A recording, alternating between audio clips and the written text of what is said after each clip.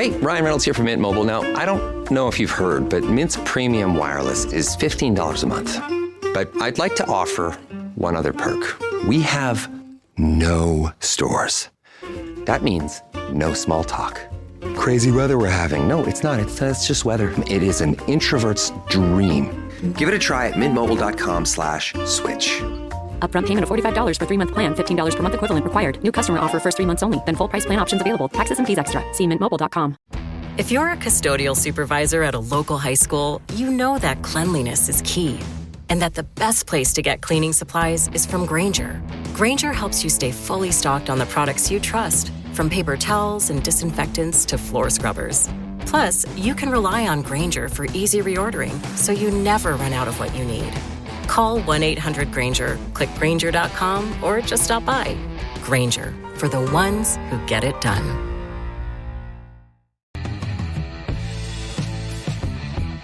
What's up, Bills Mafia?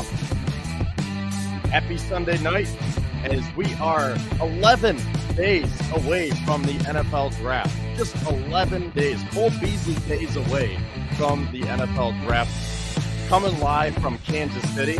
And man, I cannot believe that it is just coming here with vengeance as it does every year. How it just creeps up on us just like that out of nowhere. And boom, it's draft time. It's been 80 degrees and sunny here. The flowers are popping. The trees are blooming. And we're going to have some NFL draft coverage coming your way. And before you know it, we're going to be into May and then June. And then it's going to be that dry spell and then training camp. But don't want to get too far ahead of ourselves. We are here to talk about the NFL draft tonight. And man, we got a big show planned for you.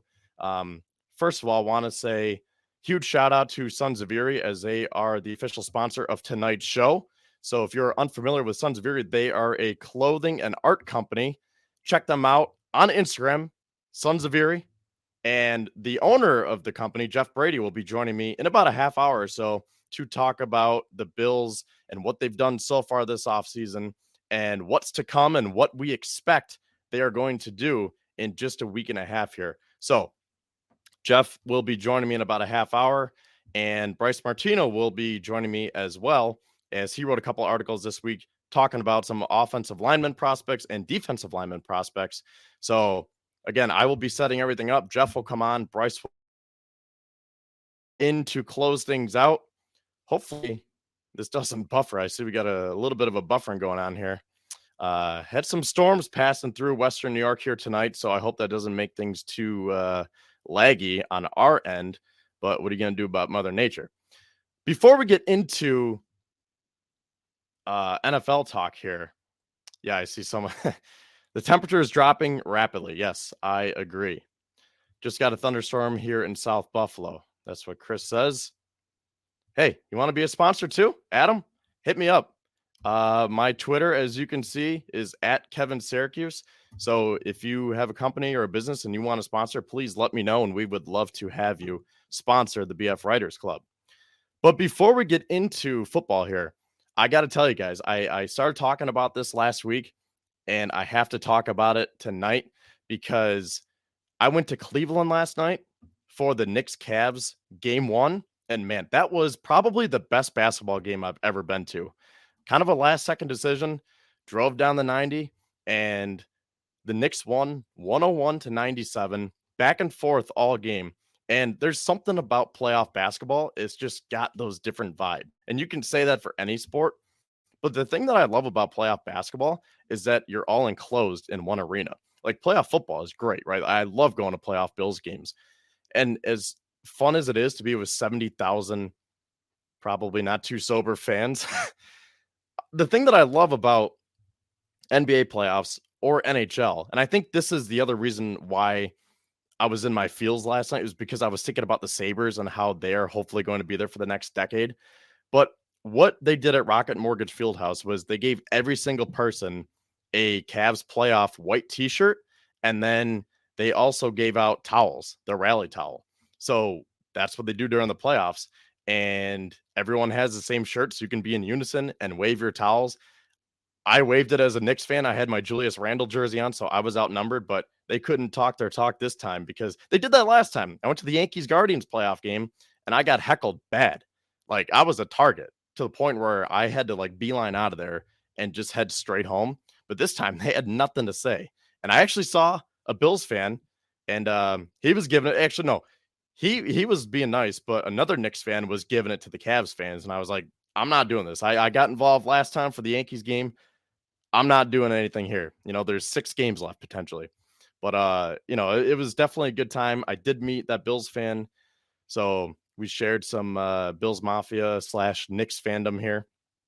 But yeah, there's just something that's so powerful about having 20,000 people in an arena, all screaming on their feet in that enclosed environment, all wearing the same colors. And man, it was awesome. And Jalen Brunson, what else can you say about that guy? Just, man, I am so happy the Knicks signed him. Josh Hart, great acquisition. Julius Randle, it's going to be a great series. And then we went to a couple of outdoor bars. The weather was great. And the Kings and Warriors were on the big screen TV out there. That's going to be a great series. I think I just saw Miami won. They beat the Bucks without Giannis, who got hurt. And yeah, the NBA playoffs are great. That's going to give us something to watch here. Sabres just a little bit short this year, but hopefully, like I said, they are going to be there for years to come. All right, that's enough about the NBA, because we are here to talk about football and obviously the Buffalo Bills. So I wrote an article this past week, a couple days ago, about positions and players the Bills could target in each round. Because for as much as we talk about the draft and Brandon Beane being Big Baller Beane and making all these sexy picks, we have to be realistic and say, okay, he's not going to get every single player on our wish list. Every single guy on the board, he's not going to be able to just have a home run pick every time. And maybe they turn into home run picks like a Matt Milano, but someone like Matt Milano wasn't on a lot of people's boards back in 2017, and he turned into a home run pick. So that's what you're hoping for here. Guys that maybe Brandon Beane gets on base, he hits a single or a double, but then they turn that into a home run in years to come. So that's basically how I started the article. And I was just saying, I don't want us to, be naive here and think that he can just do whatever he wants, in any GM for that matter, where you're going to walk into the draft and have all these sexy picks, because not every player is going to be that flashy fan favorite pick. And there's probably going to be a lot of guys that we haven't heard of before. So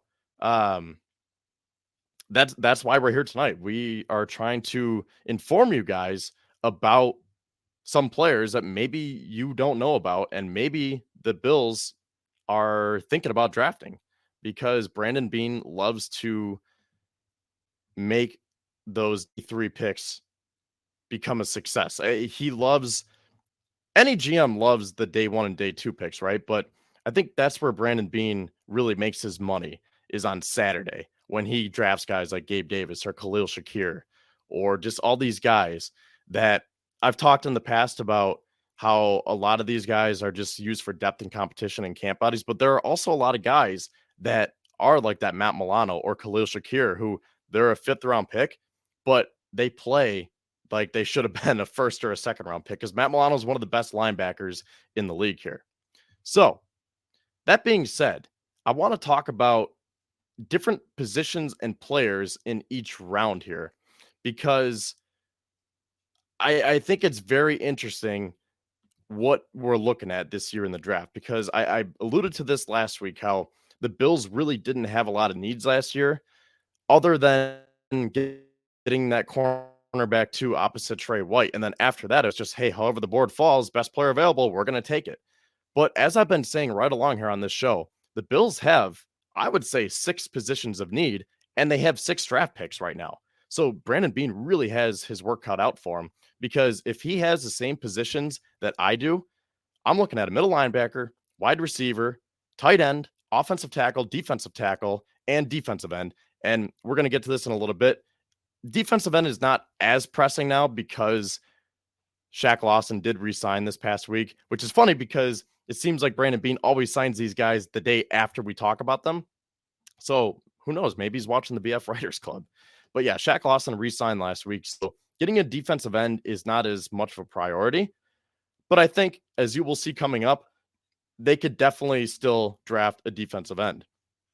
regardless, I would say at least 5, if not 6 positions that the Bills are going to have to target here. So let's start with linebacker. Now, I say round 1, but this could really be round 2 because as we've been talking about, the 3 main linebackers who are on a lot of people's boards are Jack Campbell from Iowa, Drew Sanders from Arkansas, and Trenton Simpson from Clemson. Now, these are the 3 linebackers that I think make the most sense for the Bills, and I talked about Jack Campbell for a long time last week, and I gave my reasons as to why I think that he is such a fit for this Bills defense. If you want to check that out, it was episode 6. You can go back and watch.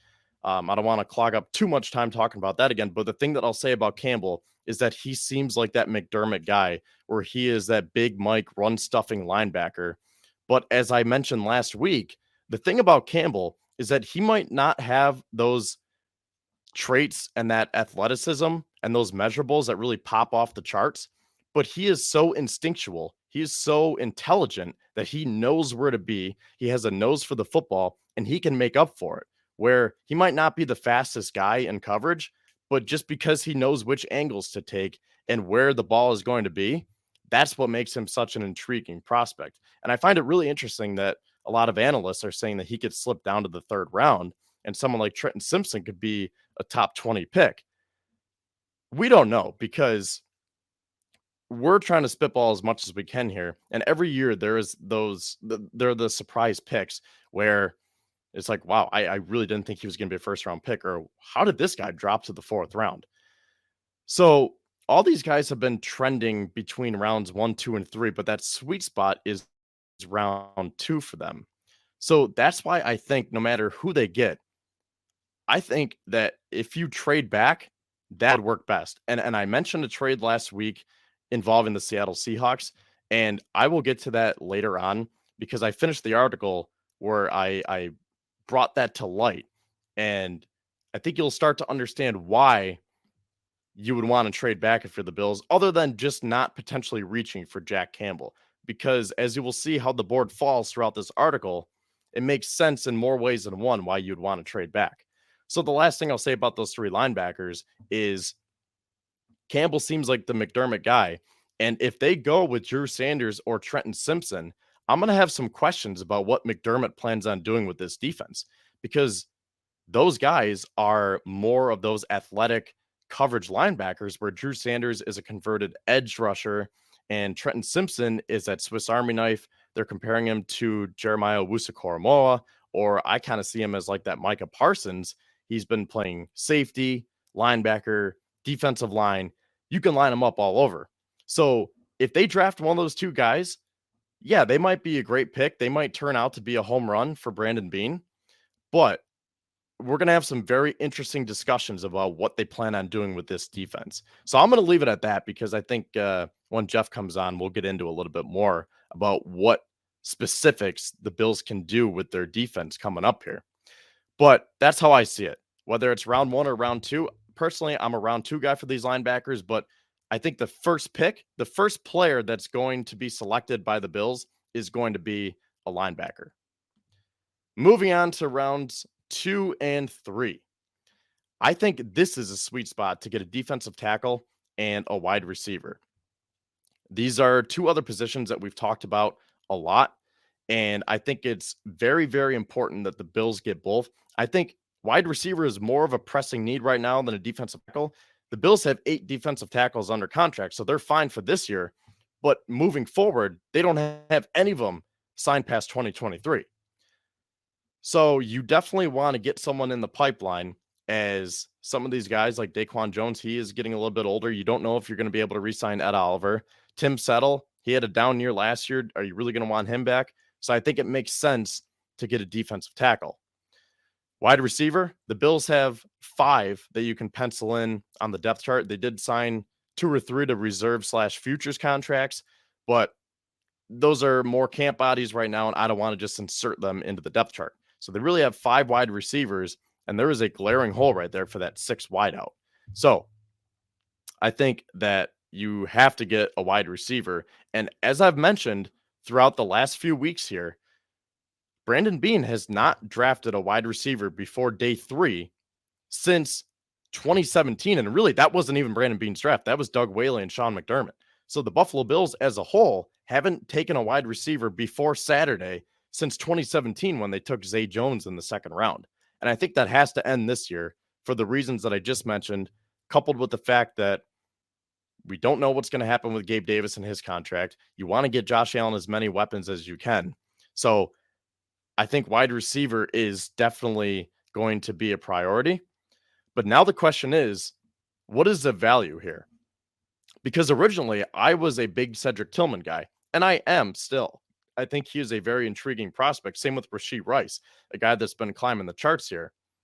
But I just talked about defensive tackle, and I think there might be more value in drafting a defensive tackle in round 2 as opposed to round 3, and then vice versa with wide receiver, where I think you could find some good value in round 3 as opposed to round 2.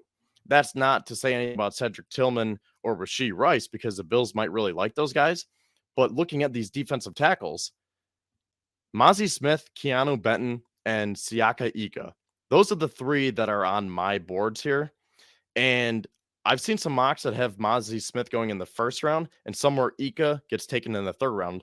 Personally, I will admit, I originally had him going in the third round, but I think he is more of that second round talent now, especially as more mocks come out. So, yeah, I think round 2 could be this sweet spot. And these guys right here, they might not be the most, they're not necessarily going to get after the quarterback, but they are some of the best run stuffing nose tackles in this draft class. And I think if you wait and say, well, you know what, let's take Cedric Tillman, we'll just find a defensive tackle in round 3, then I think they might be gone. Now, these 3 guys, like I said, they might not get after the quarterback and have a lot of sacks. The 3 of them combined for 14 career sacks. But the thing about these guys is, like I just said, they're those run stuffing nose tackles who can clog those lanes and free up the lanes for the linebacker. And something that I've been talking about a lot over the last few weeks is matching Siaka Ika with Jack Campbell, because that is essentially what the Bills tried doing with Star Lotulelei and Tremaine Edmonds, where Lotulelei was supposed to be that big body to clog up the middle. He takes on all those extra blockers, and that frees up Tremaine Edmonds. Star Lotulelei was a liability, and that signing never really panned out.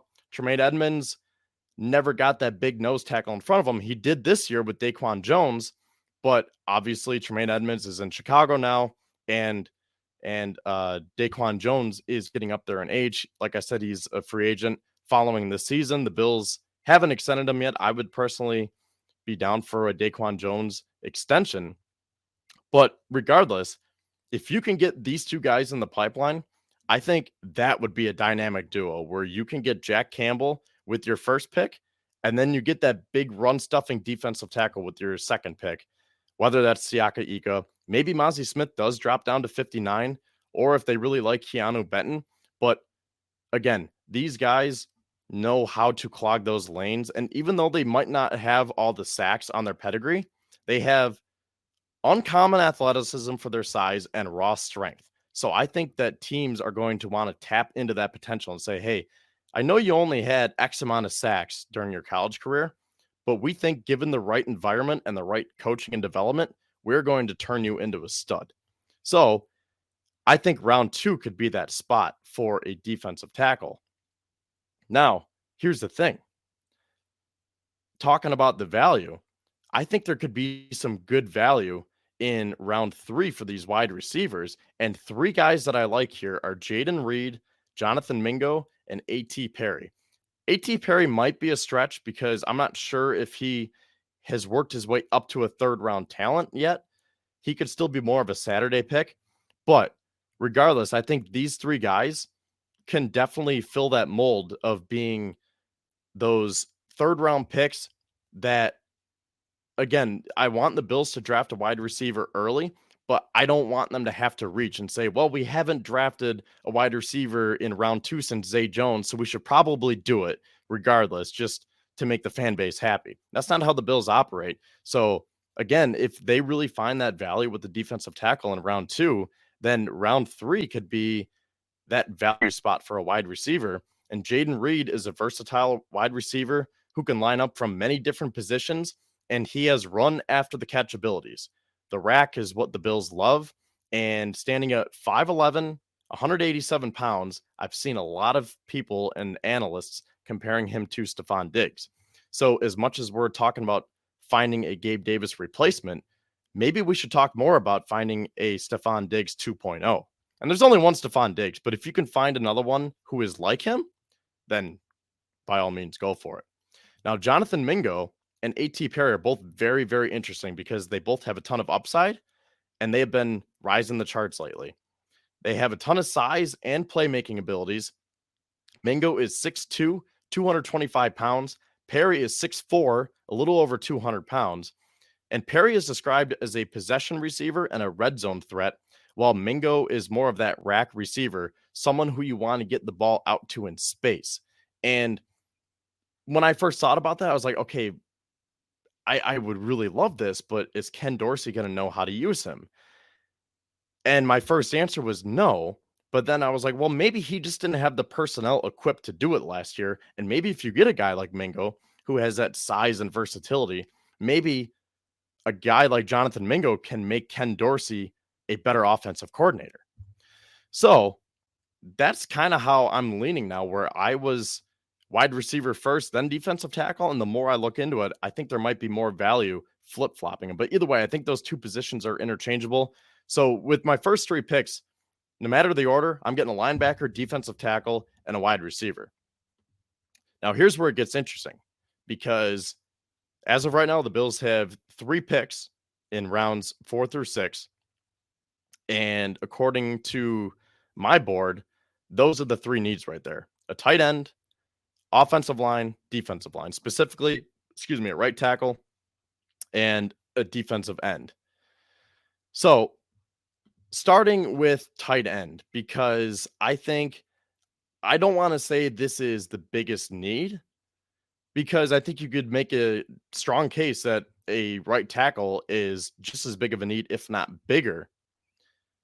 But in terms of the value, then I think tight end is the position to target here in round 4, because a guy that I really like for this is Luke Schoonmaker out of Michigan. So the Bills have acted like they've wanted to run a lot of 2 tight end sets for years now, going back to guys like Tyler Kroft, Jacob Hollister, O.J. Howard, Quentin Morris, Tommy Sweeney, but they just haven't for whatever reason. And again, going back to Ken Dorsey, it's like, well, he didn't even know how to use Dawson Knox, so how are we going to use 2 tight ends now if you can't even use 1? But this is what I love about Schoonmaker.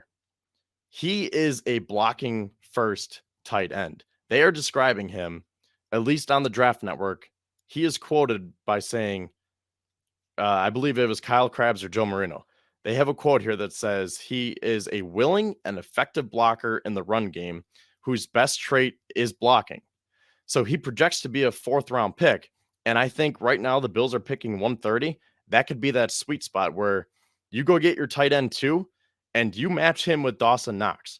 Because the best way to compliment someone is by getting another player who does the exact opposite. You want to get someone who has the exact opposite skill set. We talked about that with the running backs, how the best way to compliment James Cook and Nyheim Hines is getting to Harris. Well, the same can be said for a tight end, where if Dawson Knox is pass catching to block, that's why I think Schoonmaker makes. Now, I just meant I think that is another big position of need, because the Bills have only signed David Quessenberry in free agency. So between him and Spencer Brown, I think you're going to need some more bodies there and definitely some more competition. And 2 of my favorites here are Nick Saldiveri and Tyler Steen. Steen is from Alabama. Nick Saldiveri is from Old Dominion. So Saldiveri is a swing offensive lineman who can play all 5 positions. And he is one of those guys. He comes from a smaller school, so he's going to be playing with a chip on his shoulder. And those 2 reasons alone immediately scream Sean McDermott and Brandon Beane to me. Tyler Steen is a swing tackle from Alabama, and most of his experience came at left tackle. So that's the only thing about Steen is that he's mainly been a left tackle, but he does have experience on both sides. However, these two are projected to be late day 2/early day 3 picks. And with finding that blocking tight end, it might be hard to try to finagle all this and get these guys. So if they are gone, Carter Warren is another great swing tackle out of Pitt, who I really like. They might be able to get him in these mid to late rounds. And Warren McClendon is a solid right tackle. He helped Georgia win the national championship last season, and he did not allow a sack along with the rest of the tackles on that team. So he should be available later on day 3. And I mentioned defensive end. Again, it's not as pressing of a need right now because the Bills signed Shaq Lawson. So right now you have Shaq and Greg Rousseau running it back, along with Boogie Basham and AJ Epinesa holding the fort down until Von Miller comes back. The Bills also have Kingsley Jonathan. So assuming everyone's healthy, they have 6 defensive ends right now. But AJ Epinesa is going to be a free agent after this season, along with Shaq Lawson. And Von Miller recently turned 34 years old. So I think this is another position where the Bills are going to want to look to draft. And I think that by re-signing Shaq Lawson, that diminishes the immediate need, where I think a lot of us were starting to get a little bit worried when you're seeing some mock drafts come out and say, wait a sec, could the Bills really take another defensive end with their first round pick again? Or just early on in the draft, another second round defensive end? So I think by signing Shaq, that shows that maybe it still happens, but I think it's more unlikely now. So I see this as a day 3 position that they could go after. And 4 guys that I like here: Isaiah McGuire from Missouri, Carl Brooks from Bowling Green, Thomas Incoom from Central Michigan, and Jose Ramirez from Eastern Michigan. So 3 out of those 4 guys are MAC players. And again, they're going to be playing with those chips on their shoulders. And I think those could be some sneaky additions. But I think Isaiah McGuire is also sneaky in his own right because he is very underrated according to a lot of analysts. And I think he's starting to rise the charts here a little bit. So maybe the Bills might not be able to get him because I'm seeing some mocks where he could be gone in round 3, round 4. But the thing that I like about McGuire is that they're comparing him to Shaq Lawson. And he plays with a lot of strength, and he is more for the run game, but he also can get after the quarterback too. So he has a combination of physical traits, flexibility, power, and a relentless motor that make him an intriguing prospect. And like I said, he succeeds at defending the run and the pass, something that the Bills will be looking for, because I don't think it's healthy to say, let's go get a guy who can just stop the run or just get after the quarterback. You want to get someone who can do both. So Carl Brooks is another high effort player. He flashes on the stat sheet, and he is best as a pass rusher. So as much as I just said, you don't want to get someone who's one-dimensional, he is a little bit more one-dimensional. But when you look at his stats, maybe it's really not as one-dimensional as you might think, because in 49 games at Bowling Green, he compiled 167 tackles, 46 tackles for loss, and 27.5 sacks. Now, the other 2 guys that I mentioned, Thomas Incoom and Jose Ramirez. Incoom played 2 years of D2 football at Valdosta State, I believe. And then he transferred over to Central Michigan. And in 24 games there, he only started 2 games as a junior. And then he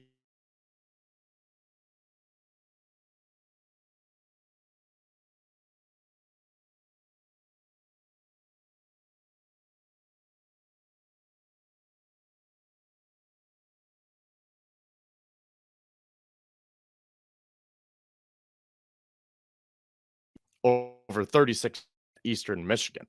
So now when you look at it this way, this is why I really think that the Bills should trade back. And I'm going back to my trade with Seattle. Now, last week I proposed this trade where the Bills would send pick number 27 to Seattle for a third round pick and a 5th round pick. But for what it's worth, I put it through on Pro Football Network, and they declined the 3rd round pick. So I put the 4th round pick on there because I think in terms of my article, it makes sense here that you'd want to get that 4th round pick. So here's a trade that I have proposed to Seattle. where you would give them the 27th pick. They would have 3 first-round picks thanks to Russell Wilson, and they still have 8 picks left in the draft. So it's not like you'd be killing all of their late-round draft picks. They would still have a lot, and now the Bills would have 8 total picks as well. And by getting that second-round pick, that is obviously for Jack Campbell, maybe Drew Sanders or Trenton Simpson, but either way, that's for that linebacker. And by getting an extra 4th-round pick and an extra 5th-round pick, that gives you more flexibility to get one of those guys that I talked about, where if you like Luke Schoonmaker at if you like Luke Schoonmaker at 130, maybe at 123 is where you could get Nick Sons of Erie, or you can get Tyler Steen to help build up that offensive line. And then with that extra 5th-round pick, maybe they like Thomas Incoom there, or maybe Isaiah McGuire falls a little bit, and they can get a defensive end with that extra pick. Or another reason why I like this is they could potentially draft someone like an Andrew Voorhees, an offensive guard from USC. He tore his ACL. He was projected to be a 2nd-round pick, one of the best guards coming out of the draft. But now, obviously, his stock is falling due to that injury. And the reason why I like doing something like this so much is you're building your line for next year. You're building for the future where, yeah, the Bills signed Connor McGovern, and between him and Ryan Bates, they're going to be under contract for the next 3 years. But when you look at the depth behind them, you have Ike Butker on a 1-year deal. They also signed, they re-signed Ike Butker to that 1-year deal. They signed David Edwards to a 1-year deal. And recently they just signed Kevin Jarvis to a 1-year deal. So following this year, they have a bunch of free agents. And I've talked about this over the last few weeks here, how the Bills have been patching their offensive line to the point where it doesn't seem like they're going to draft an interior offensive lineman. But I think the best of both worlds here could be getting someone like Andrew Voorhees, who he's not going to play this year, but you get him up to speed and get him ready for next season. And I think that could be a home run of a pick if you can make a trade like this. So that is pretty much how I ended the article, and I'm going to put that in the comments here. I see we have a ton of comments. I'm going to try to get to these here, but I'm going to drop this article in here so you guys can read along with it. And in a couple minutes here, I'm going to bring Jeff Brady on from Sons of Erie. Again, want to thank him for sponsoring our show here tonight. Got this really nice sweatshirt. Let me get this banner off here. We'll get the trade proposal off so you guys can see this, but I love the sweatshirt, man. It's very comfortable. It fits well. Looks good, I think. So, I can say it looks good. I can be a little bit cocky about that, I guess. But yeah. So let me drop this article in here, and you guys can read that. Is it in there? Okay, I might have sent it twice, but there you go. Okay, Jeff, let me know when you're ready. Give me a thumbs up, and we'll get you on here, and I'm going to get caught up with the rest of the comments. All right, Jeff is ready to go. It is 9:10 Eastern time here. Once again, Bryce Martino will be joining us in a little bit. So with that, happy to have Jeffrey Brady here. What's Jeff, going on, big guy? thanks for coming on, and thanks again for sponsoring the show. Well, you begged me enough as many times as I could, so it's got hard to say no after the 8th time. I know, I'm such a pest. I got to say, man, good show so far. I loved the opening monologue. It was awesome. You hit on a lot of things that I think we do well on draft day. I know I loved your point about the patchwork. That's fantastic. But I think one of the things that we need to talk about with the draft is that we shouldn't be too uncertain about what Brandon Beane is going to try and do. We have a pretty large body of work of how he drafts. We know he's not scared of the small school guy, i.e. Christian Benford, Villanova, Spencer Brown, Iowa, even during a COVID year, Tyler Bass, Georgia Southern. Definitely not scared of the small school guy at all, which I think is truly a testament of people in that scouting department. They're putting in a lot of hours, a lot of years, whether it be background checks, whether it be, especially during a COVID year, schematically, how does their college game fit in the NFL? Because I thought it was a brilliant interview, not to plug a different podcast, but Busting with the Boys. They had Derrick Henry on there, and they asked to draw any parallels or correlation from the speed of the college game to the NFL. And he was like, dog, there ain't no correlation whatsoever.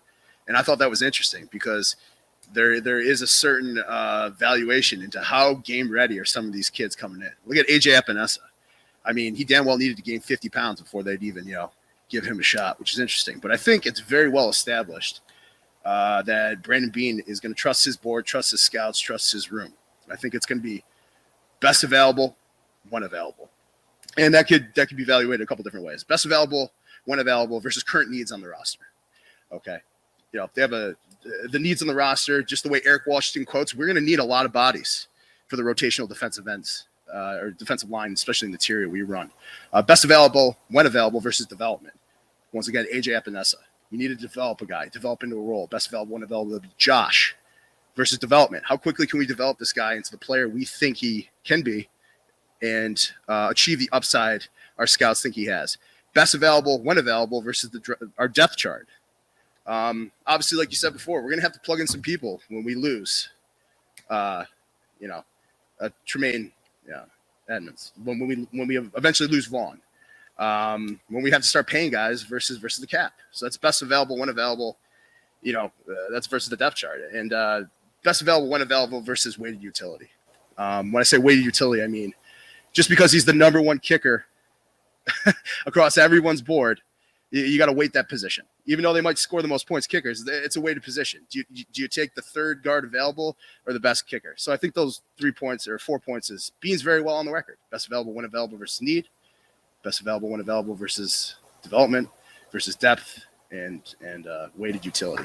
Now, me being a small school alum, small school football player, Valdosta State, dude, Valdosta. Come on, man. I got to hold you accountable at least for that one. Okay, just as a small school guy. I appreciate it. I didn't know. Yeah, that was the first time I heard of it. Where is Valdosta State? Hey. I don't know that. I think it's in Indianapolis, maybe. Or am I thinking Valparaiso? Okay. Valparaiso, anyway. Really? I got cousins that live in Valparaiso. I feel like we're getting off topic. Anyway, another draft dude. Let's start with linebackers, okay? Jack, yeah. You love Jack, right? Are you a Jack Campbell guy? I do. I love the Iowa game. I mean, clearly we like Epinesa, clearly we like Hyde. Very big Iowa guys, right? And Ike Bucker. Ike Bucker, exactly. But I do believe in the complicated scheme we could possibly play, and with the precedent that Tremaine was setting the offensive front, coordinating our stunt games and all that, I believe the starting linebacker for the Buffalo Bills right now is already on the roster. I truly believe it's Dotson.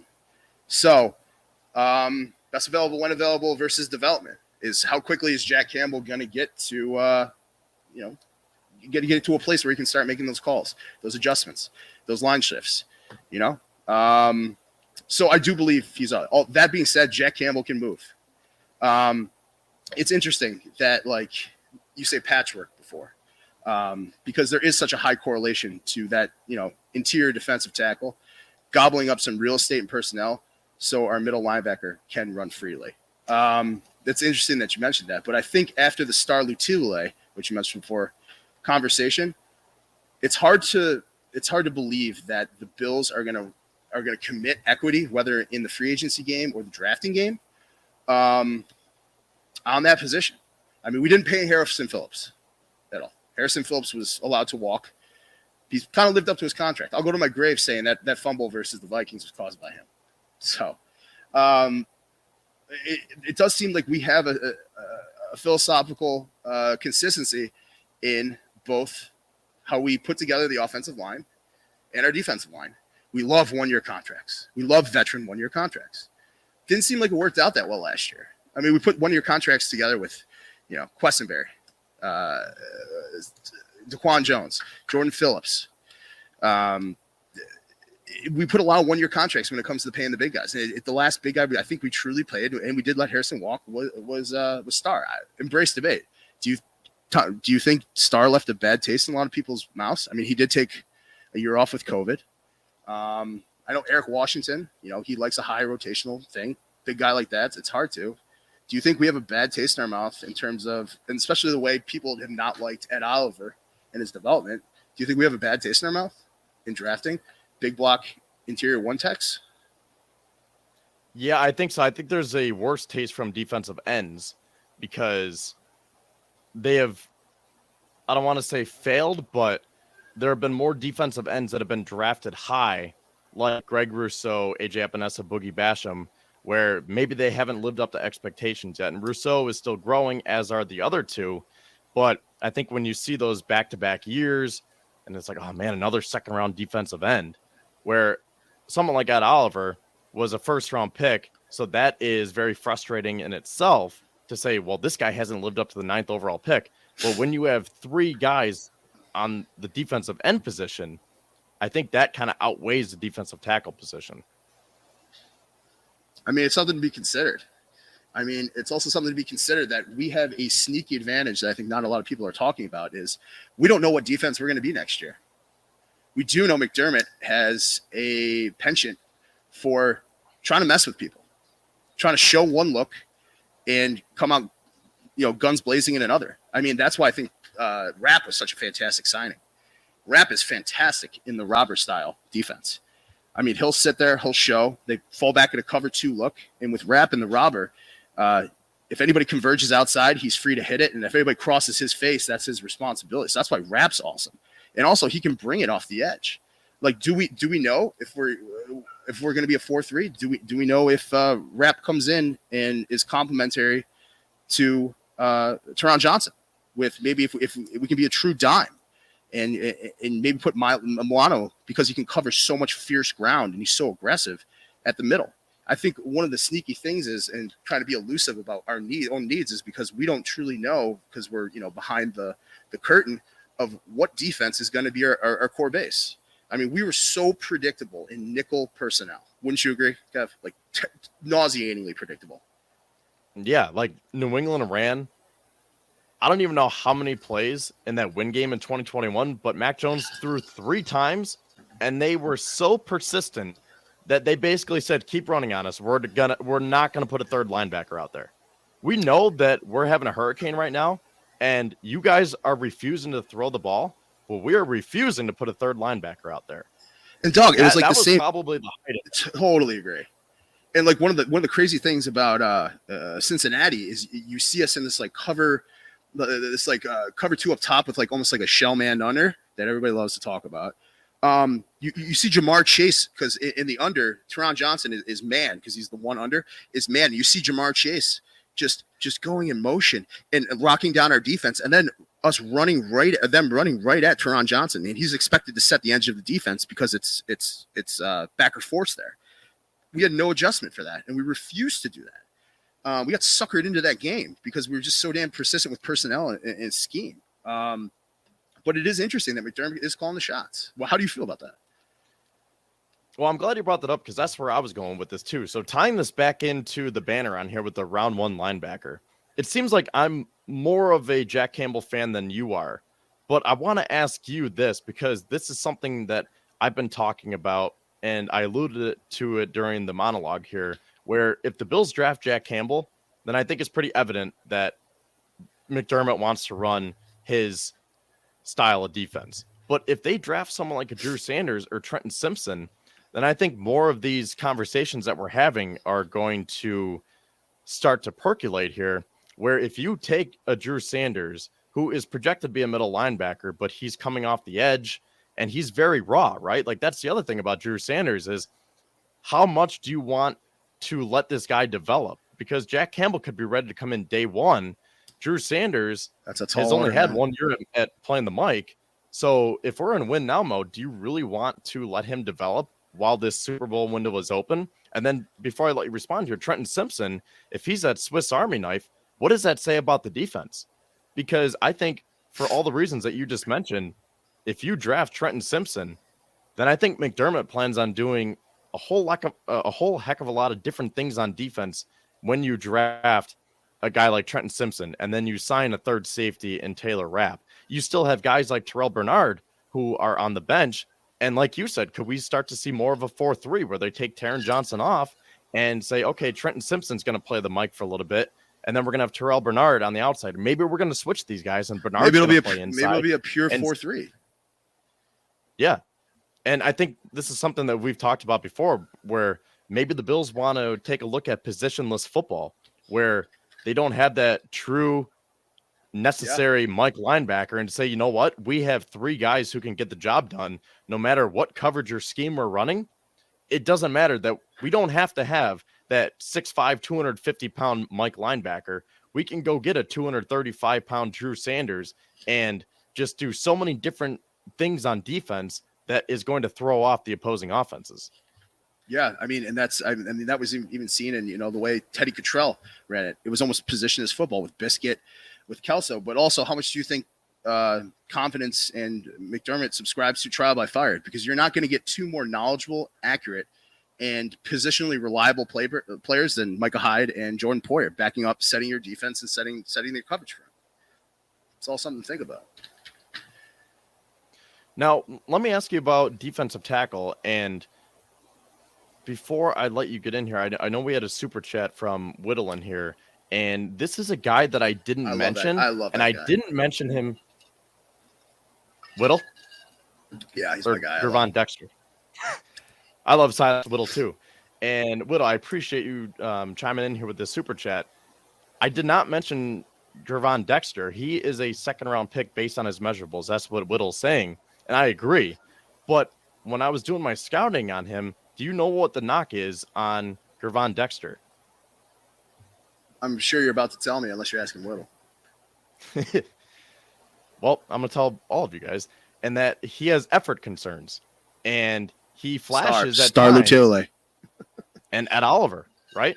Like, if you're trying to get an Ed Oliver replacement, do you really want to draft someone who takes plays off? And if he gets double teamed, sometimes he just says, that's right. I'll just live to fight another day on the next down. Instead of saying, nah, like, screw you guys. I'm going to push my way through this. So I agree with Whittle. He's a 2nd-round pick, but I'm not sure if I'm going to want to draft a guy like that. He doesn't scream process to me.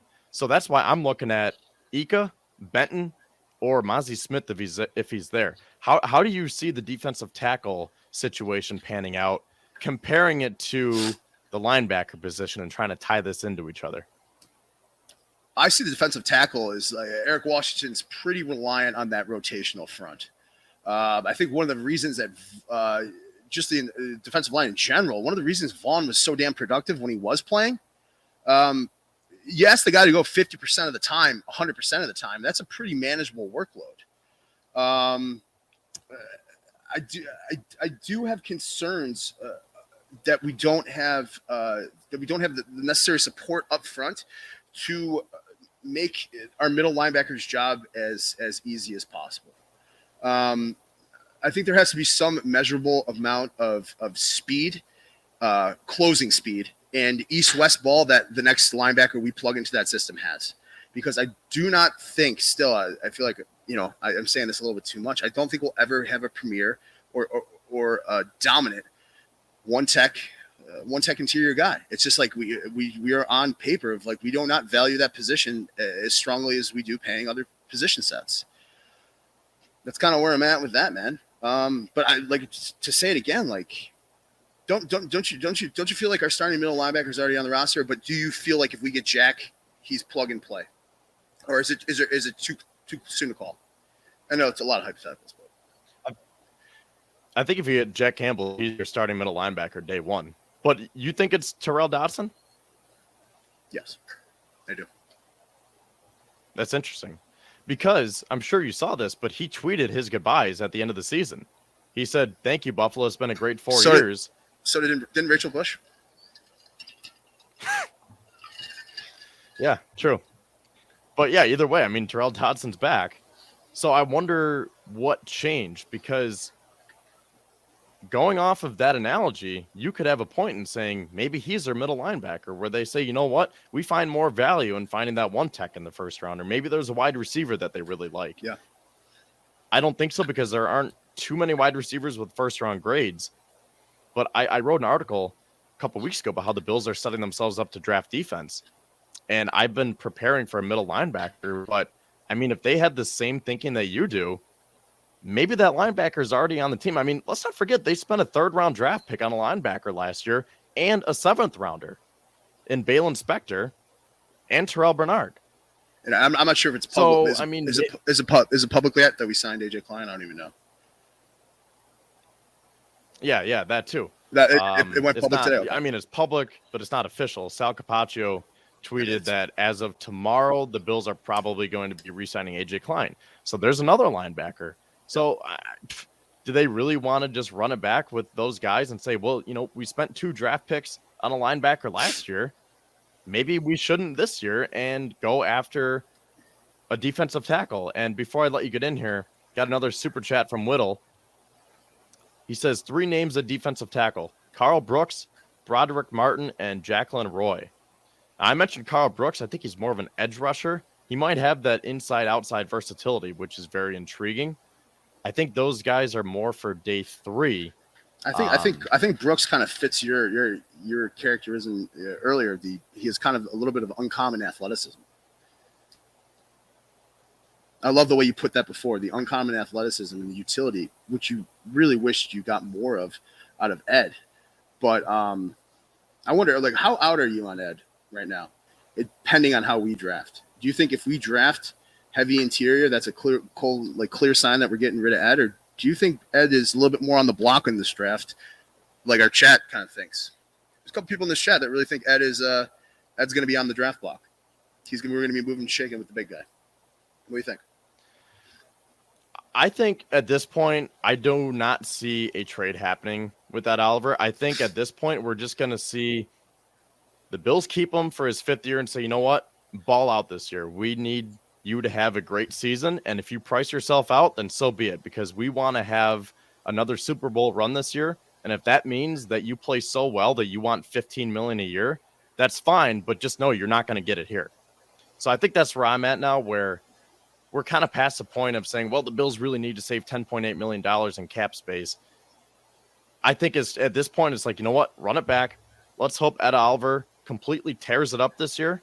You still want to draft that one, because even if you re-sign Ed Oliver, you have 7 other defensive tackles who will be free agents.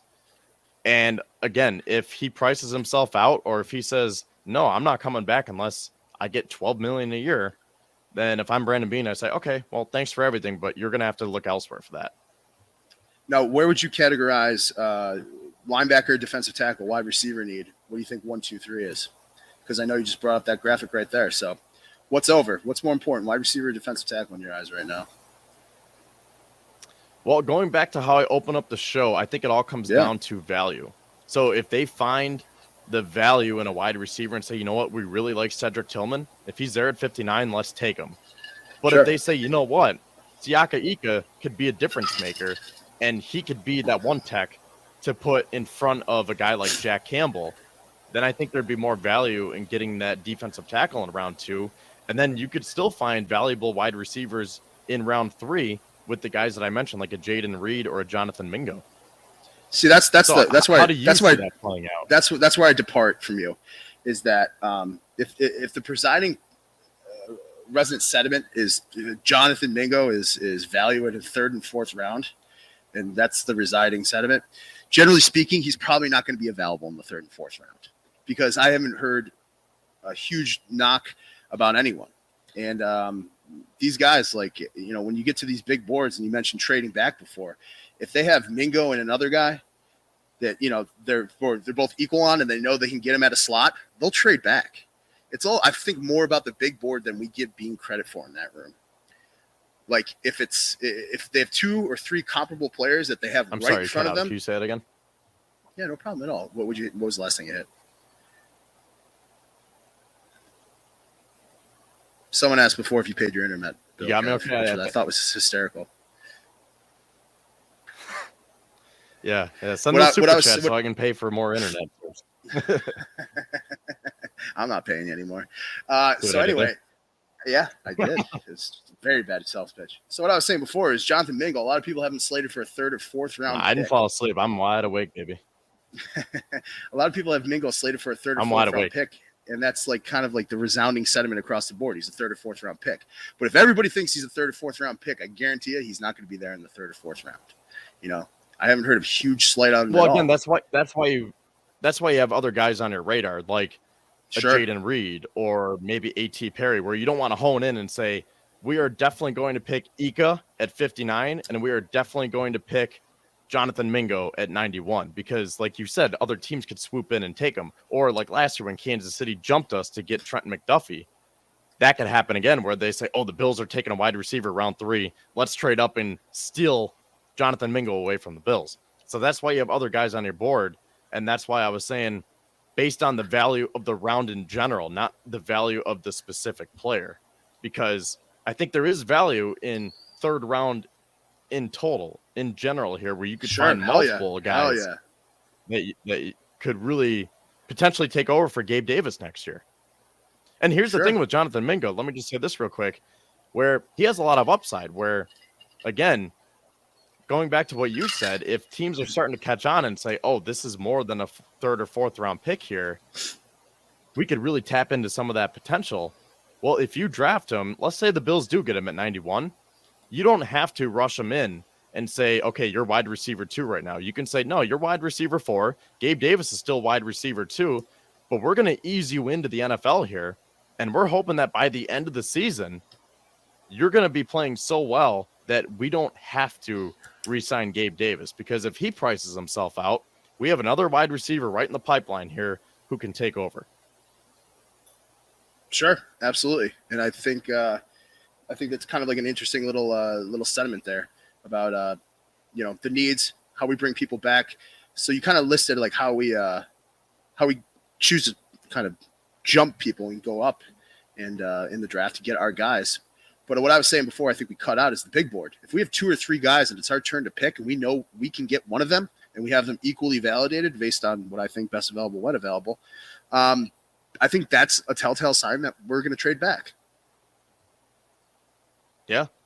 I mean, that could be an option too. So I'm going to ask you now, how do you see those 3 positions? I mean, we talked about how linebacker might already be on the roster here, but what do you think is more important, wide receiver or defensive tackle? Like put the value aside and put the players aside, but as of right now, what position do you think needs to be addressed more? Well, I think before I answer that, I would pose this question to you. Do you think it's more important to draft balanced football, or do you think it's more important for best available when available, or do you think it's more important to overcommit to one side of the ball and make it as dominant as possible? I think you want to be as balanced in this as possible. draft. Okay. I think regardless, you just want to be balanced as possible. Now, I mean, you really could say you win with offense. So let's just go all in and give I think the 2000 Ravens would disagree, but okay. I think last year's Ravens team would disagree too. What do you mean? Tyler Huntley made the Pro Bowl, bro. Oh, my bad. I forgot. But yeah, I mean, I'm always trying to draft balance because I know a lot of people say, let's forget about the defense and go all in on the offense to help Josh Allen out. And I don't want to do that because I think it's still important that you have to build your defense up, but you just have to be smart about how you do it because, like you said, best available, one available, and sometimes the best player available really isn't that pressing of a need. Like if the best player available is a quarterback, are you going to draft him? No. If the best player available is a punter, are you going to draft him? Last year, you had the flexibility to do so, but you re-signed Sam Martin. Like you're not going to draft a punter again this year. So I think there's. Well, I think we've had our experience with drafting punters and it not working out well. Yeah, we don't need to talk about that anymore. So yeah, I mean, based on those 2 positions, then which one do you say is a bigger need right now? I politely decline. I would say whoever at that point we have rated higher. I would say that's who we should take. That's who we are as a team, as a draft room. I think that's who it is. What do I think we have a bigger need for? I think we're devoid of a standout playmaking defensive tackle. Do I think we're going to be able to draft him, develop him, and have him stand out this year? I think it's unfeasible. Boogie Basham is still trying to find his footing, so to speak. Ed Oliver, his performance is not commensurate with the draft equity we committed to in taking him. I mean, I won't say I'm going to sneeze. Whew. Pineapple. What's I don't know what pineapple is, but it's supposed to take your brain off of it. So you exactly, you're like, wait, what's pineapple? and then you forget that you had to sneeze. Yeah, I guess so. But it didn't work. No, it didn't. But yeah, I'm like kind of devoid of that answer. Like it'd be a personal feeling. I just think Bean's too much on record of he'll take the best on the board. He knows his needs, and it's, you know, he weighs like his head. Excuse me, sorry. This is gonna continue. Okay, I'll jump in. Kevin Massera says wide receiver. So yeah, I see Masser's in here. Whittle also comes in with the super chat and says nobody's talking about Michael Wilson.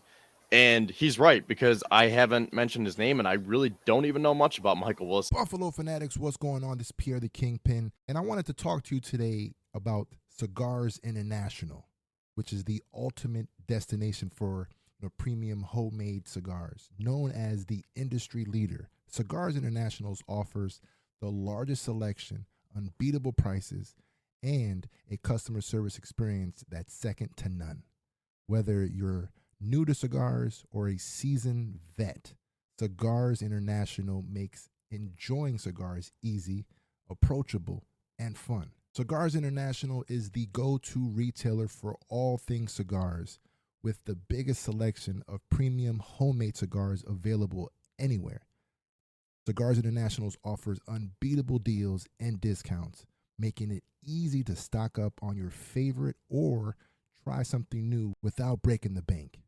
With fast free shipping and their 100% satisfaction guarantee, you can shop with confidence knowing that Cigars International stands behind every order.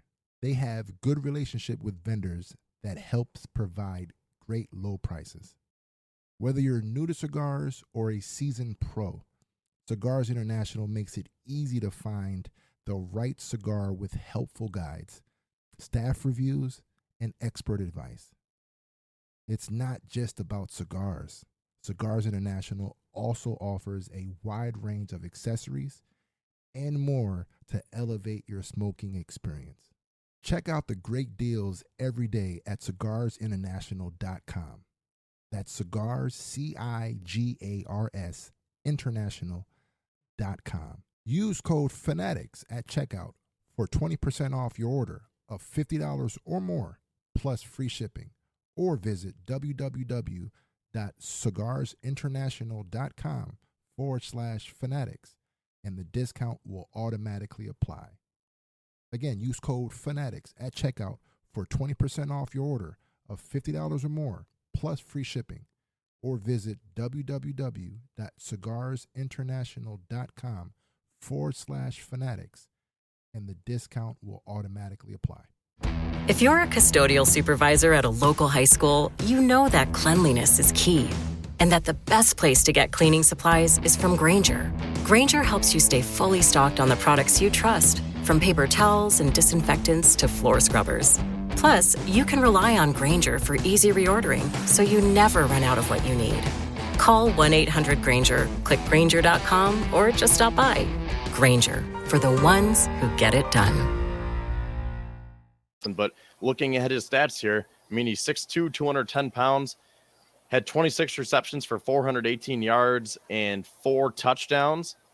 And it looks like he is more of a fourth-round value. So, I mean, that could be another position or another player that gets picked later on. And I guess kind of flipping the question now, for as much as I was just talking about defensive tackle and wide receiver, because I find the value there between round 2 and 3, it seems like we're on differing opinions a little bit here. So do you see those positions maybe being addressed later on in the draft? And maybe my value doesn't match up with yours. And maybe for all I know, you could like a cornerback in round 2 or 3 or a tight end. Well, it's certainly, I think, certainly going to be harder for a defensive tackle just based on physicality to be ready to go, week 1. We've struggled with that ready to go drafting defensive tackles. I mean, we've found a little bit of success with rookie and undersized wideouts in our Buffalo scheme. You could say that like we have more able-bodied sub 6'2" guys on this roster that have a greater propensity to get chances in our offense to catch the ball than we do, with developing Ebenezer Basham. Who's the cat? 66 Ziegler. Remember that? Another small school guy that we found lurking around trying to get a shot. Something's popping up right now and telling me that Michael Wilson is very injury prone. That's another big thing. Is the Bills have sometimes been criticized for quote unquote practicing too hard during the week. I know Harrison came back and said that if he has a tough day, or a tough week physically, he can take the bike. He can take a pool lap. He can take a lot of mental reps. Whereas I think Eric Washington wants everybody banging and clanging, or you don't play. You're not in that defensive line rotation. So I think it'd be a lot easier to find a plug and play wide receiver than it would be to find a NFL ready defensive tackle in the late round. Say that last part again. You think it would be more valuable to find what? I think it'd be much harder to find an NFL physically ready defensive tackle in the late rounds than it would be to find somebody who can contribute wide receiver on offense, just based on the physicality of the game, the size of which you need to bulk up to, and I think it's a different game within the trenches, more so than it is kind of blazing speed and a good systematic route tree. There's two guys that you in your article mentioned. That's one of their knocks. They don't have great route trees.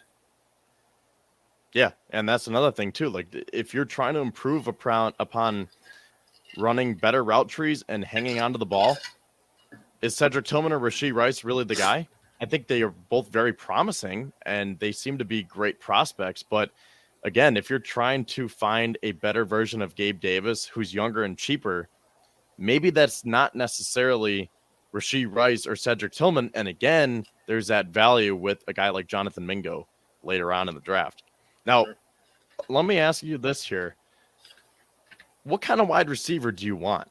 Because that comment brings me to this point here where I don't want another small, speedy wide receiver. I want a big-bodied wide receiver.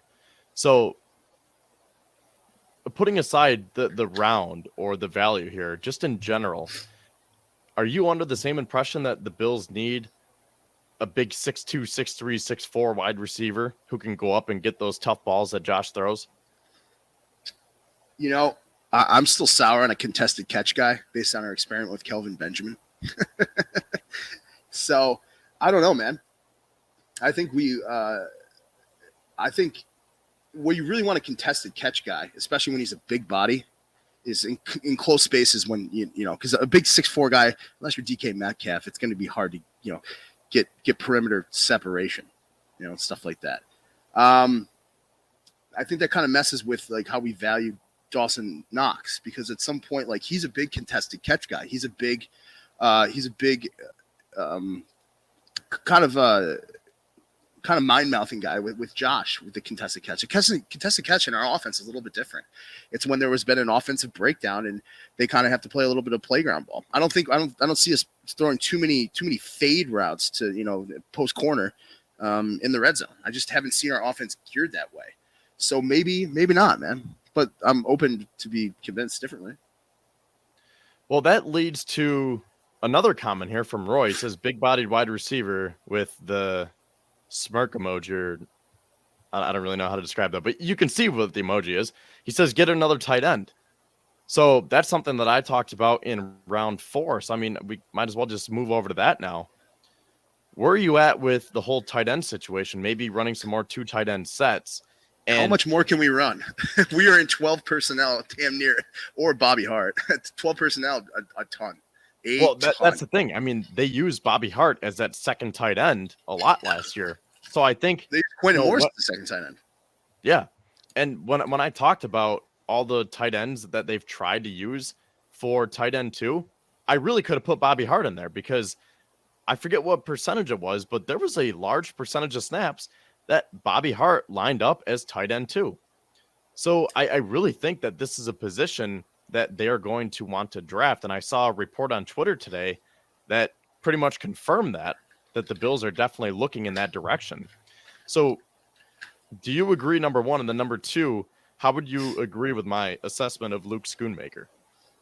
I think Luke Schoonmaker is exactly the type of guy that we would like. You remember Dawson Knox. He's a walk-on at Ole Miss. He only pretty much had, very limited touchdowns at Ole Miss. He really, really, really. The Schoonmaker, I think, is brilliant on your behalf. And before I answer exclusively, what led you to led you to Schoonmaker? Because that's the exact guy I would take. Basically, I was just going through all these players and trying to find which one is the best blocker. And it seems like with all these guys, our man Tommy here says Tucker Kraft. Yeah, like Tucker Kraft seems great, but they're comparing him to a Dallas Goedert, where Donna. He's going to be more of that. What? Donna, I guess she thought I'd be more of a refined type. I appreciate the lumberjack if he was pre-diabetic and balding, but thank you for the shout out. Oh. Continue. Sorry. Okay. Sorry. But yeah, like with all these other tight ends here, like someone like a Tucker Kraft or Zach Kuntz, it seems like those guys have more of the physical traits and they have that raw athleticism where you can turn them into a Dallas Goedert and say, okay, they are strong enough to be used in the running game as blockers, but we really think that we can exploit the defense here with them going out for passes down the field. And as great as that sounds, I don't want to do that, because if Ken Dorsey struggled enough to figure out how to get Dawson Knox open, how is he going to get two tight ends to get open with passes? So that's why I think you have to make it as simple as possible and say Dawson Knox is going out for passes, Schoonmaker is staying back to block for him. Well, then what's the point of having Reggie Gillen? Well, that's a good question too, but he was another guy that was underutilized. I mean, the Bills could really use him as a fullback, and not necessarily the point where you're giving him the ball, but just if you line him up as a fullback and be a blocker for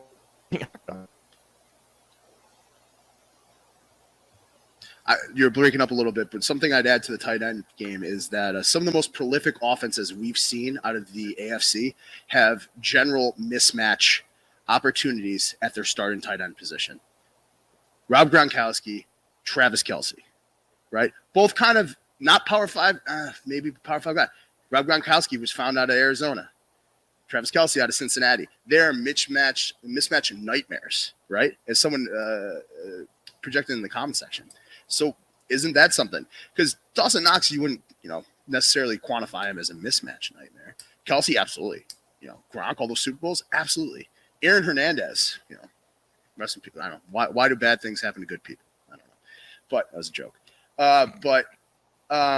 Also mismatch nightmare. So you can have like two dynamic tight ends. You don't have to play the card that one has to block, one has to be a receiver. Especially in the heydays of that Hernandez Gronkowski offense. I just think it's interesting, but also I'm not totally sure I see a prolific, absolute nightmare mismatch prospect coming out of this draft. So maybe you have some value in the Schoonmaker. Yeah. Yeah, I think I'm all in on Schoonmaker. Mayor from Notre Dame. Okay. Yeah, Michael Mayer. Now, okay, here's a question. Before I want to finish up by talking about finding a right tackle and then a defensive end. I mean, we kind of already talked about the defensive line, but still got to get Bryce on here. But before we get into that, no, you're fine. Before we get into that, I want to ask you, how would you feel about maybe taking a tight end round one? Like if Michael Mayer is there at 27, would you want to take him? Or Darnell Washington for that matter? I don't know, man. I just don't. I don't think the tight end, the round one pick has to be ready to go right now, and they have to matter. I don't think we're a tight end away from advancing in this playoff, so I don't see it, bud. Yeah, I don't see it either, because I think they would be great. Because here's the thing: if they do want to run more of the two tight end sets, you could use Darnell Washington. Let's take him for example here. He can be that big body.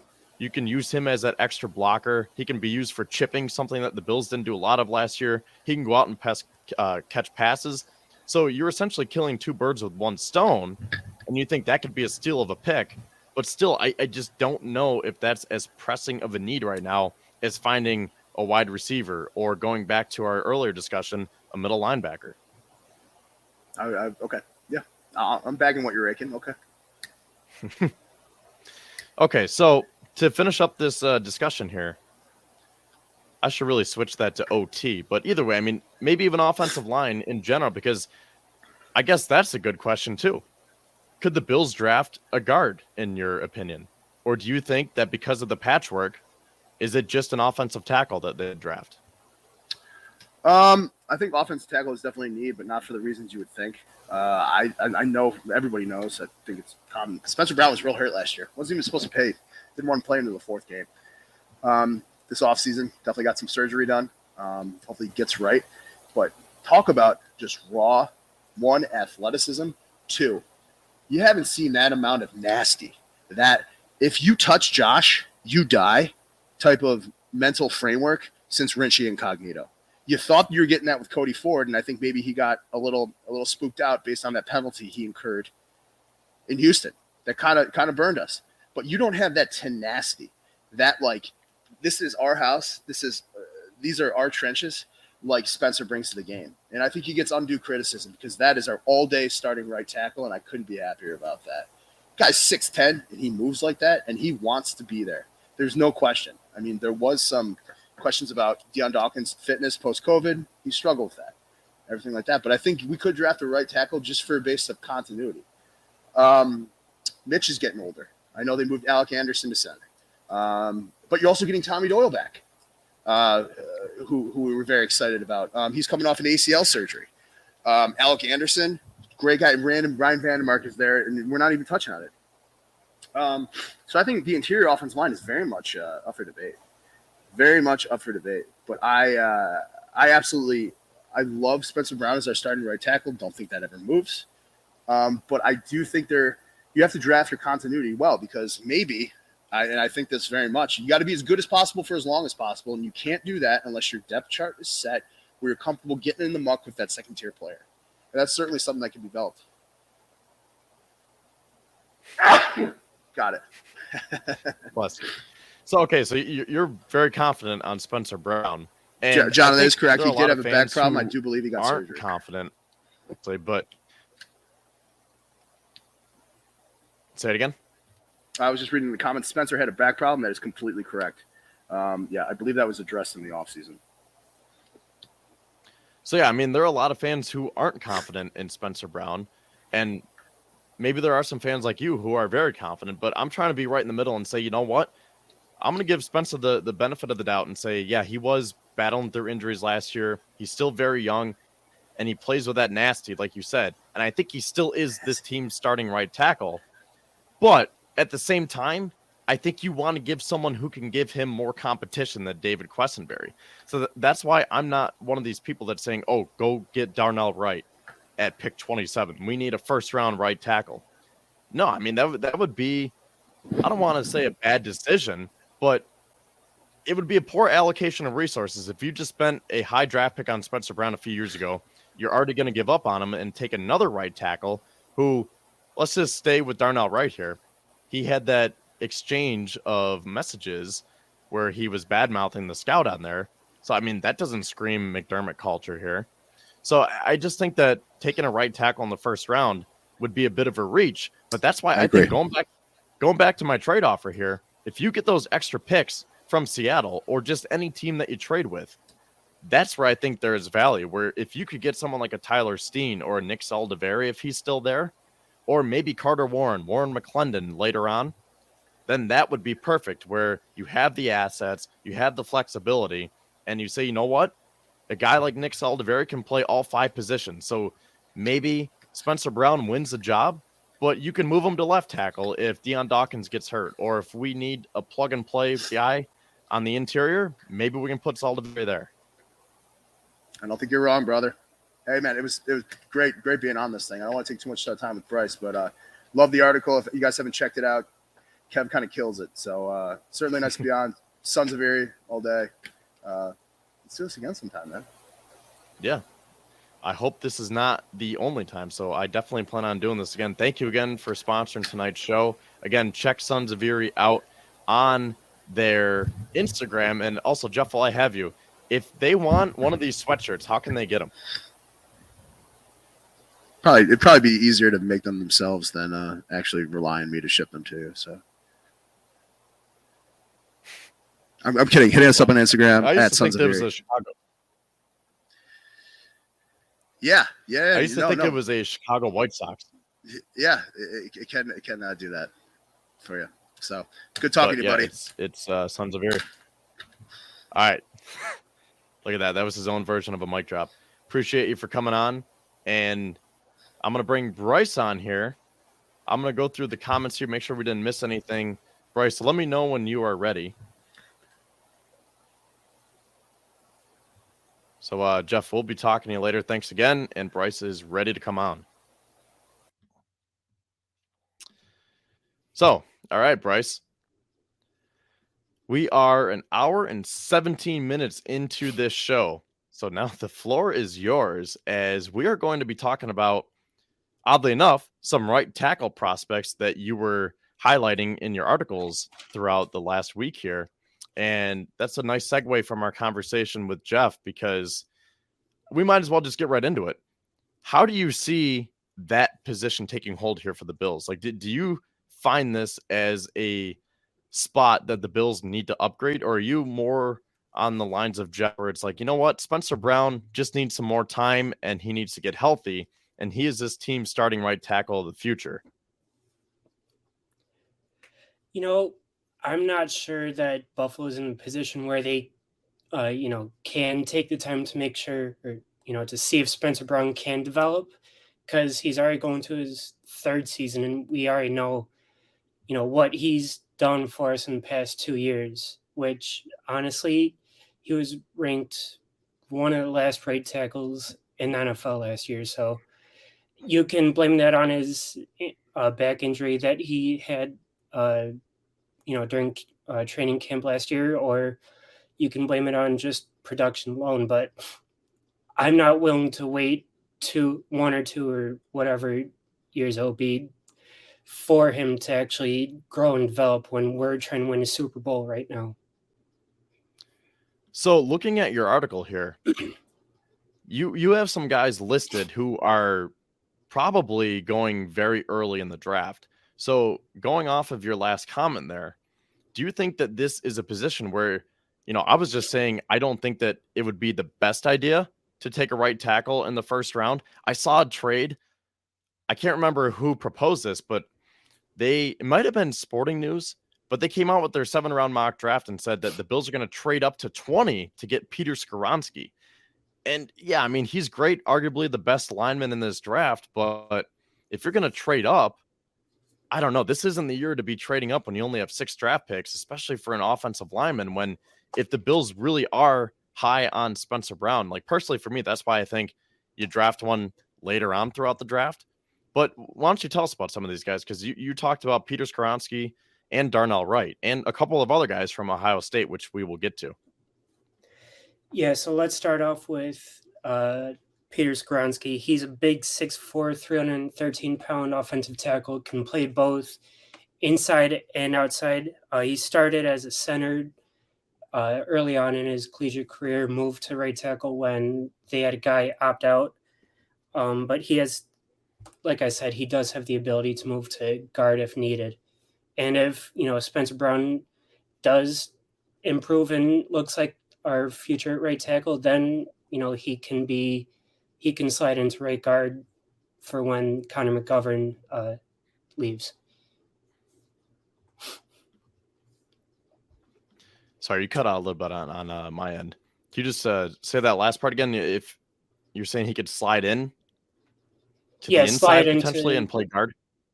Yeah, if, Spencer Brown does improve and looks like our future at right tackle, then, we can move him into right guard maybe for when Connor McGovern leaves.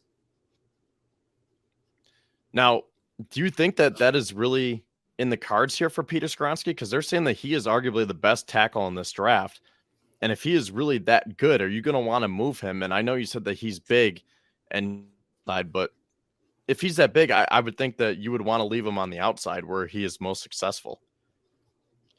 Yeah, I would say you would leave him, where he has the most success. But, it all comes down to how athletic he looks come training camp and preseason. If he's not as athletic as you hoped he would be, in his pro day or scouting combine, whatever, it might be better to move him inside, but like you said, he is probably the best offensive tackle in this draft. Now let's switch over to, I forgot to take this banner off. There we go. OT prospects. There we go. Let's switch over to Darnell Wright now, because you also listed him as having the ability to play either inside or outside on the line, but they're saying that he is mainly going to be a starting right tackle in the NFL. So tell us about Darnell Wright and why he could potentially be in play for the Bills at 27. Yeah, so he's fantastic in pass protection, probably the best I've seen out of any of the tackle prospects this year. The only issue that I have with him is his run blocking ability, which, Buffalo doesn't run that much, so it might not be a huge issue for the Bills. But, he's another guy that can play both inside and outside. He made 42 starts in his collegiate career, 27 at right tackle, 13 at left tackle, and 2 at right guard. So he can play both offensive tackle positions and, plan for the future when Deion Dawkins does maybe leave in free agency or just retired completely, because I know he is getting up there in age. Now, something that I mentioned just a few minutes ago, where he had that message where he used a poor choice of words in regards to, I can't remember who exactly it was that he sent it to, but based on that, small sample size, but you immediately say, "Ooh, does this guy have some character issues?" Do you think that could hold the Bills back and say, you know what, this isn't the guy to pick here? We can find more value later on in the draft, maybe on Saturday. Yeah, I mean, going off of Brandon Beane's recent history, I could see where he might pass on Darnell Wright for his character issues, even though it is a small sample size. But if it was me and I was a GM, you still have to take him. He's probably the best, the best pass protector I've seen in this class. Yeah, and again, it's a small sample size, so there are a lot of things. Like, remember, Josh Allen had to take some tweets down before he got drafted, and Josh Allen's a great dude. So that one tweet doesn't mean that he's a terrible person, but it's definitely something to consider, and something that the Bills would say, oh, you know what? If he did this now, maybe there are some other tweets or other messages that when he was younger and more immature that we're going to want to look into before we select this guy potentially.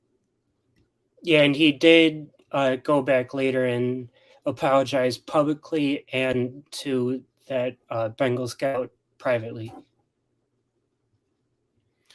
All right, now moving on, 2 guys from Ohio State here. Now, they're probably going to be drafted relatively high in DeJuan Jones and Paris Johnson Jr. So what do you like about these 2 guys here? Yeah, so let's start off with DeJuan Jones. He's a huge offensive lineman, 6'8", 374, has that rare length that you don't see too much out of NFL prospects, but he is limited athletically. He would be, if the Bills do decide to get their run game going, he would be a great player to help build up that offensive line just to do that. Although he does need improvement as a pass protector.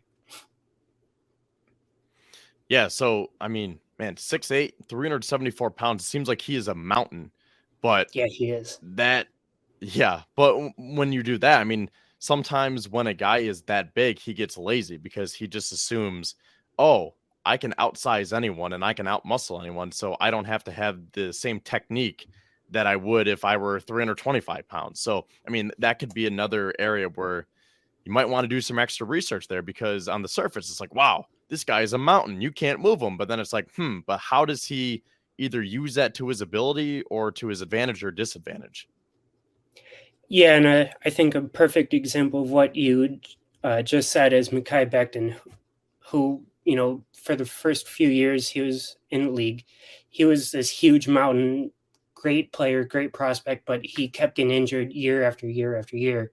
And, there was some instances where he did take plays off. Now, I'm not saying that's going to be the same case with DeJuan Jones, but, that's just another example of, another big lineman.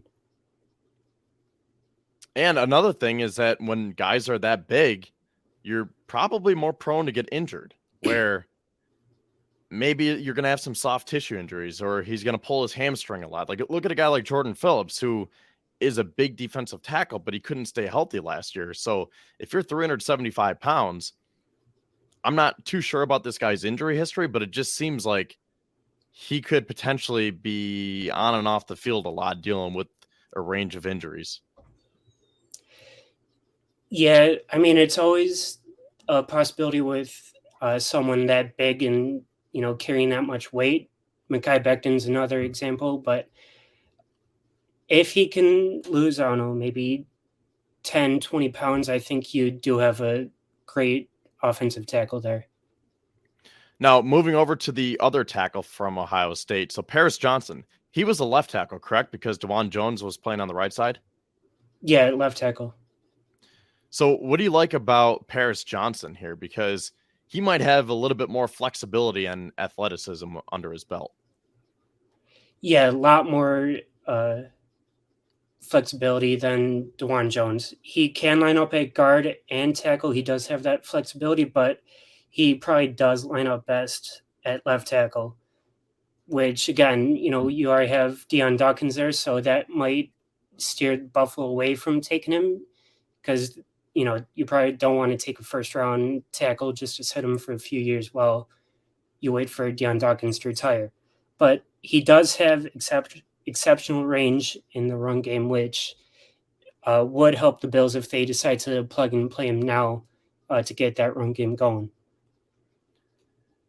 Yeah, and, going off of that point here, if they were to draft Paris Johnson, who is a left tackle, I just made the point that if you get Darnell Wright, that could be a poor allocation of resources depending on the value that they have on Spencer Brown and what they think about him moving forward.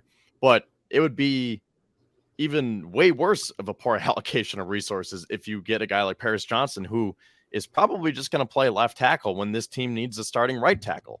So I would definitely have Darnell Wright over Paris Johnson. So I don't even think this guy's on my board for me. Yeah, I wouldn't put him on my board, again, unless they want to build for a future. But like I said at the start, as soon as I got on, you're trying to win now and you're trying to draft players that can help you do that and bring a Super Bowl to Buffalo this year, not, 5 years or 7 years down the road. You want to, find players that can do it now. So that's why Paris Johnson probably isn't on my draft board, just like you said. Now, the last one that you have on your list here is Matthew Bergeron from Syracuse. And this is a guy who I've seen a lot of people on Twitter and just analysts in general talking about him potentially going to the Bills. And I think they had a scout out there to watch him. And he has a flexibility to play both tackle and guard and has starting experience at both tackle spots. So he emerged as Syracuse's starting right tackle during the back half of his freshman year. And then he played there the front half of his sophomore year, but then finished the rest of his college career as a left tackle. So again, this guy has flexibility, but maybe not as much of a right tackle as you would want. And they're saying that pass blocking is a reason for concern, as he has modest functional strength. And that's according to Joe Marino. So, I mean, he seems like more of a project here. I think he's still an intriguing prospect, but what do you think about Matthew Bergeron? Yeah, so if, Brandon Beane does think the same as you and he is a prospect, it might be better to take him knowing that Spencer Brown's going to be your starter for this year and next year and let him finish out his rookie deal. Then you see what you got with Matthew Bergeron if you like him more than Spencer Brown. But it might be better to line him up inside due to his limited footwork and his range at right tackle. Well, you mentioned the inside. Let me flip it to the inside now. Do you think that the Bills are in line to draft a guard? Or based on what they did in free agency, are we just looking at right tackles here and maybe potentially left tackles? I'm seeing some people in the comments here. I'll pull up John's comment. He's saying left tackle is getting older, talking about Deion Dawkins, and his contract is up in a year. And you don't know that Paris can't play other spots, but we had one of the worst offensive lines in the league last year. So as much as we're talking about right tackle, personally for me, I just don't see them drafting another guard right now or a left tackle. Now, I will say if they do a trade like I proposed with the Seahawks and you get some more flexibility, you get those extra picks, you can play around a little bit. And maybe that's where you draft someone like an Andrew Voorhees or just a guard in general. Or maybe you want to get a center, maybe someone who could take over from Mitch Morse eventually. Or like John says, I understand where he's coming from. I think Deion Dawkins is starting left tackle for more than just a couple of years. So that's why I don't have him, or that's why I don't have a left tackle on my board. But if the Bills have more than 6 draft picks, they get some of that flexibility. I understand where people like John are coming from here, where the offensive line wasn't good last year, and you're trying to do everything you can to protect Josh Allen. So do you see other positions being on the board using that best player available method? Or is this basically just a right tackle draft and the Bills have so many other needs that you really don't have time to be looking for another guard or a left tackle? Now, I do have a couple things to say about that. I don't think Buffalo takes only guard. I think they take a guard / tackle. Someone with that versatility, like they have in years past with Cody Ford and Deion Dawkins. I think might have lined up inside his rookie year too before he found a home at left tackle. Going back to John's point there, about not knowing if Paris Campbell can play other spots or not. He can play guard. He does have that flexibility. So maybe if they do draft him, you can line him up inside, spot start him there if needed while you wait for Deion Dawkins to, either leave or retire, whatever it is. But for what we know, did he ever play right tackle in college? Paris, no, he didn't. Yeah, because like you said, Dwan Jones was there.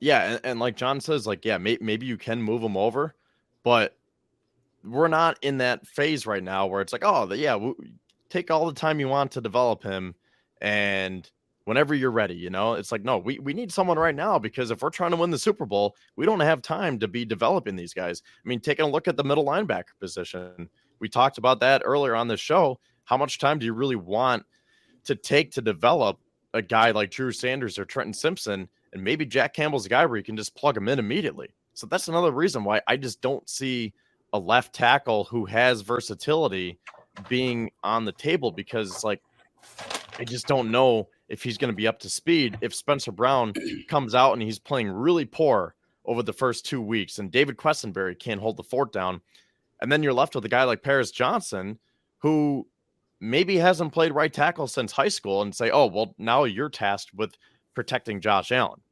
So that's where I'm coming from at that, where I want someone who can come in day one and be ready. And that's kind of hard to find. And, as much as I was talking about Tyler Steen from Alabama, that's another example. He's played a little bit more of left tackle than right tackle. So I don't know if he is exactly the best pick for the Bills either, although I do think that he has a little bit more versatility. But someone that I really like is Nick Saldiveri. Do you know anything about him?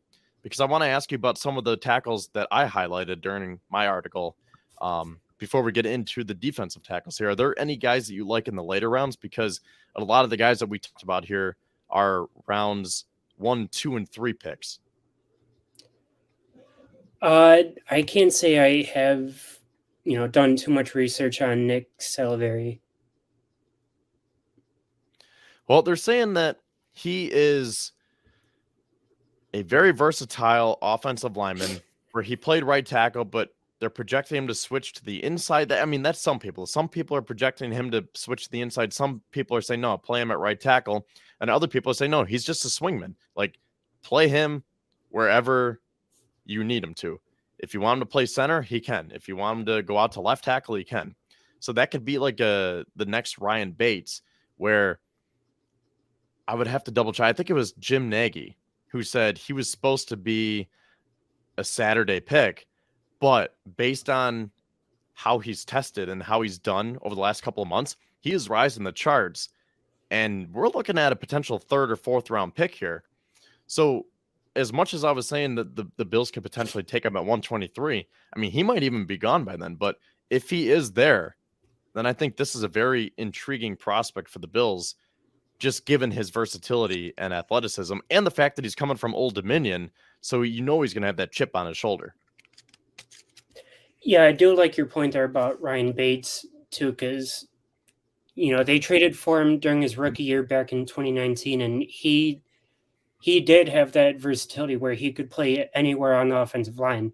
And going back to my point earlier about Buffalo drafting versatility with Cody Ford playing both tackle and guard, I think that is a very good possibility that Buffalo does take someone that can play multiple positions and not just tackle or not just guard. All right, I think we'll cap it off right there with the offensive tackle prospects. And I want to switch over to the defensive tackle prospects here. We got about 20 minutes left in the show, give or take, maybe 25. I mean, there's no set time, but try to wrap this up in 2 hours here. So going over to your article about defensive tackles, who do you like here for the Bills? I mean, I talked about a couple of guys that I really like, and you have a couple of guys that I haven't talked about yet, starting with Brian Brisset from Clemson. So tell us about this guy, because it seems like he has a lot of upside to him. Yeah, you're right. He does have a lot of upside. He's a big 6'5", 298-pound D tackle. He can play both 2 and 3 tech in the league and possibly be Ed Oliver's replacement if they decide to trade him this year or just let him walk in free agency. He's an athletic D tackle that won't stop till he gets in the backfield. Nice run stopping D tackle, but he's average in pass rush. Only 9 sacks in 3 seasons for him.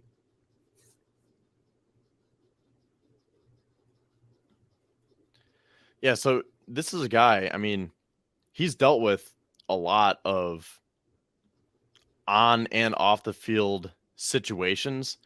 I know Thigh Doc wrote an article. If you haven't checked that out, head over to our website and hear about what he's had to deal with, because not only has he had some injuries, but he also had the death of his sister and a problem with his kidney as well. So they're saying that he should still be a first-round talent, but there's definitely some stipulations here with Brian Brisset, and I think he's going to be a nice player. And again, talking about those guys that have the chip on their shoulder, I think he's going to come hungry saying, you know what, I've dealt with a lot. I'm going to use that to fuel me. And I've seen a lot of teams or a lot of mock drafts where he's projected to go to New Orleans at, I believe, 29th. Do you think that he could be in play for the Bills at 27? Like, would you like him enough to be a first-round defensive tackle for the Bills? I don't know if I like him enough, because there's other D tackles I like in the first round if Buffalo to go at that position at 27. But, maybe second or third round, if he's still available there, that would be a great pick. Excuse me, great pick. Well, some guys that I like in the second round. Now, these 3 are my favorites, and I've already talked about them. So, actually 4, because we mentioned Gervon Dexter in there as well. So, between these 4, tell us about Mazi Smith, Gervon Dexter, Siaka Ika, and Keanu Benton. Yeah, so let's start with Mazi Smith. Not a great pass rusher. Only had, I think, 23 pressures and half a sack through his whole collegiate career. So he might be best as a run stuffer, or, basically what Star Lotulelei was for Buffalo, but much cheaper, which was taking up blockers to free up his teammates to get into the backfield. I'm not super high on him as a pass rusher, like I said before showing his stats, but if they decide they can, deal with deal with all those issues and work on what he can do, I'd be fine with it in the third round. Yeah, so Mozzie Smith is one of these guys who I don't really know exactly where he's going. I think the sweet spot for him is, it seems like 35 to 45, somewhere within that range. I've seen where he could be projected in the first round. And did you say that maybe he falls to the third?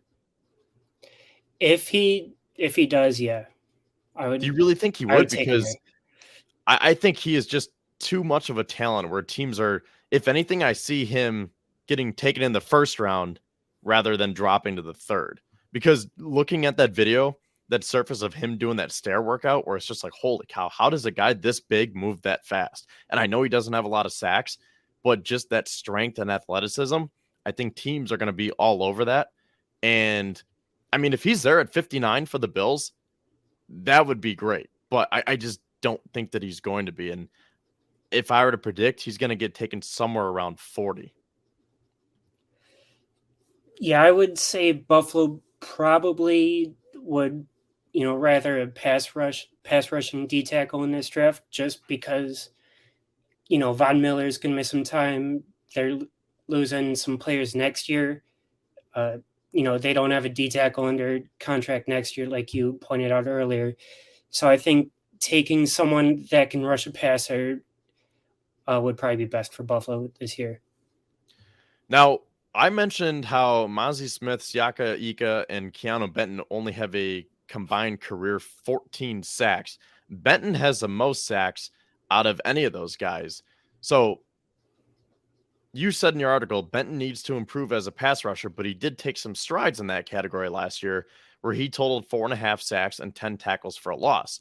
So do you think this could be a guy who is maybe the best of both worlds, where he's not going to be a dominant pass rusher, but he knows how to get to the quarterback?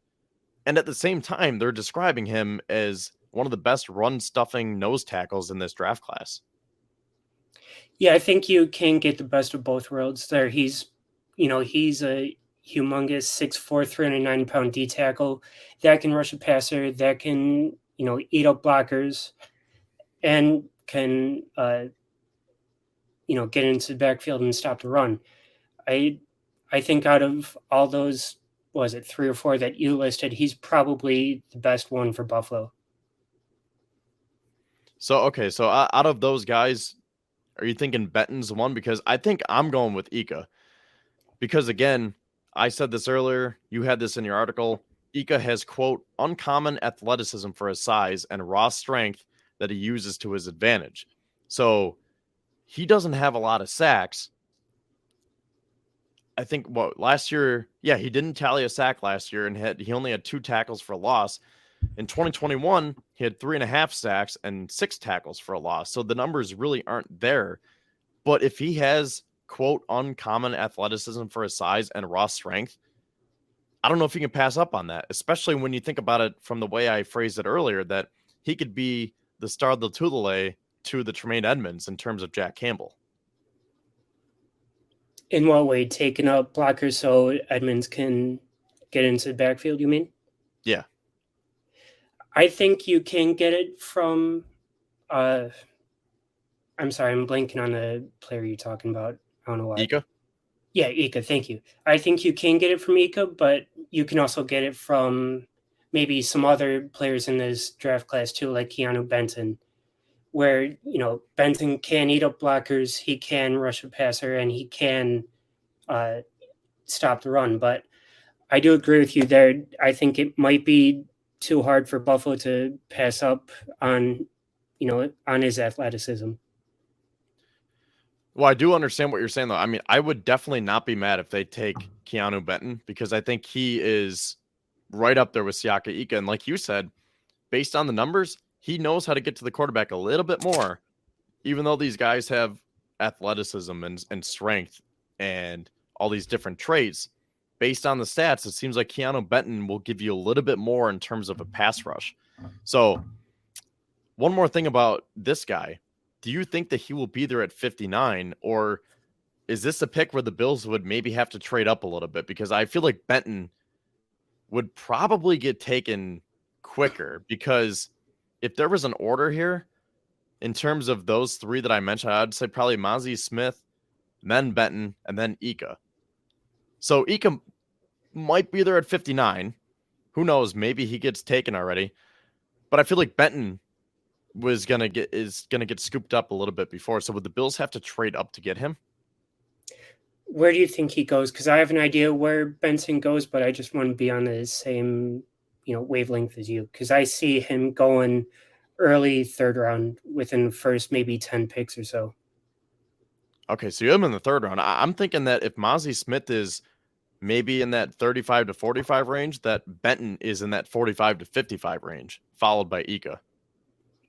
I think D tackle's too deep in this class where you might see some players fall that you're going to be surprised about, and Benson could be one of those guys. All right, and then the last one that you have on your list here is Zach Pickens from South Carolina. We talked about him a little bit last week, but now that you did a little bit more research, tell us what there is to know about Pickens. Yeah, hold on. Let me just bring it up real quick because I lost it. Well, while you do that, I'll just say he is another dominant run stuffer, but not dominant enough to the point where he's going to climb up to the first round, second round. He's probably going to be a late day 2, early day 3 pick. So he's dominant to a point. Yeah, he is probably one of the best run stuffers in this draft class, and he uses his big 6'4", 291-pound frame to his advantage in that area. Like I mentioned in the article, he does have the tools to become a great player on any team, but he has some pass rush flaws. He struggles to get to quarterback if he doesn't initially win at the point of attack. And he only totaled 2.5 sacks last season. So his production won't show up on the stat sheet, but he can affect the game in other areas as well. Yeah, so I'm wondering if the Bills would want to take a flyer on this guy and say, you know what? There's more value in taking a wide receiver or a tight end. And let's say they go that route and say, all right, linebacker round 1, wide receiver round 2, tight end round 3. If there's a defensive tackle in round 4, maybe it's someone like a Zach Pickens, or as Whittle said earlier, Jacqueline Roy. Yeah, like you said, if they do want to, try their hand again at 2 tight end sets and take a tight end earlier, I could see where Zach Pickens might come into play round 4. But I feel like where the Bills' future stands at D tackle and not having anyone rostered next year, it probably would be best to take D tackle before tight end. All right, well, an hour and 50 minutes into the show here. Want to thank everyone who has been watching along tonight and commenting and giving us those super chats. So the last thing I'll say here, Bryce, is I asked Jeff this. I'm going to ask you, how do you put into terms the positions of need here? Like, if we're going to look at linebacker, defensive tackle, wide receiver, I mean, really, since you talked about offensive tackle, we'll put that in there too. Like, all 6 positions that we've been talking about here, what do you think is the order? And how would you assess the value of these rounds? Like, is it something where you might say, well, if there's an offensive tackle in round 1, maybe that means you can take a linebacker in round 4. We haven't even really talked about that yet. That you could potentially get a linebacker in rounds 4 or 5. But I think it's just one of those things that you're going to want to take one sooner rather than later. But just how do you see the order of all these positions here? Yeah, I would probably go, because you guys listed your top 3. I'd probably go linebacker, D tackle, and wide receiver. I haven't been the biggest fan of Gabe Davis, this year on the podcast, which is a complete turnaround from last year. But, I do think he can be a good enough wide receiver too, where, if you take someone in, rounds 3 or 4, it's not going to kill you if you don't take one in round 1 or 2. Yeah, let me ask you about that real quick as we finish up here. What do you think about a guy like Jonathan Mingo or A.T. Perry, where if the Bills like Cedric Tillman or Rashee Rice, but then they say, you know what, I think there's more value on waiting for a wide receiver later on. Again, you don't want to wait too late because you don't want to just be, we'll find someone at 3 o'clock on Saturday. We'll get an undrafted free agent. Like, you want to get someone with some stature, but Yeah, you got to be careful with how you do it based on the value. So are you a Mingo guy? I am a Mingo guy. He fits everything Buffalo's looking for. He has that big build that we've been trying to get for years now. He can take Isaiah McKenzie's role that he had in years past where, you kind of use him in jet sweeps and end arounds and, just different plays like that where Buffalo can maybe bring a different style to this offense that we haven't seen in a couple of years. Yeah, and this is interesting because he has been really rising the charts. And like we were saying with Jeff, is he going to be there at 91? I mean, he might be rising so much that he could get taken before that. Or maybe he's a 4th or 5th round pick. But I think the 3rd round is going to be that spot where Jonathan Mingo gets selected. What do you think about A.T. Perry? Because I've seen some people say that he could potentially go up that high, but then I saw a mock today that has him going in the 6th round. Yeah, I think 6th round might be best for him. Let me pull up his stats real quick. He is that big 6'5" receiver that we've been talking about that we want to get, that we've wanted for years now, kind of like Jonathan Mingo, but not as versatile as he is. But he does have that big body where he can go up and get contested catches, kind of like Justin Hunter was to Tyrod Taylor that one year, where you can just throw it in his vicinity and he's going to catch a ball.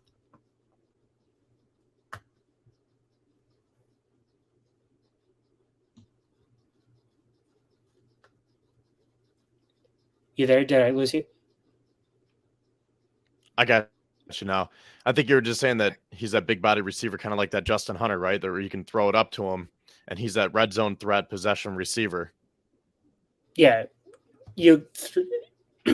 Excuse me. You throw it in his radius, anywhere around him, and he's going to go up and catch a ball no matter if it's contested or he's wide open. So do you think he's more of a later pick on Saturday? Like, is the 3rd round pick giving him way too much of the benefit of the doubt here?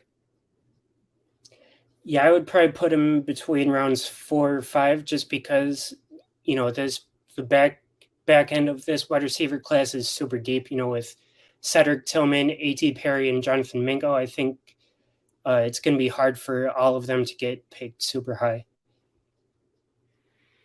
Yeah, and what about Jaden Reed? Are you a Jaden Reed guy? I can't say I've done too much research on Jaden Reed, honestly. Okay. Because, again, he is kind of getting that Stephon Diggs comparison.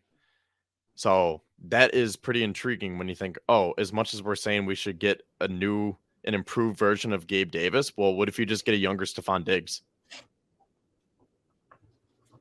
Yeah, because, having two, great route running receivers that can go for 150 yards a game is perfect for Buffalo. So I think that will wrap it up here for the show tonight.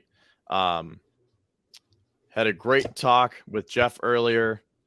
Good talk here with Bryce and all the comments in between. Now, I will say, again, we are 11 days away from the draft.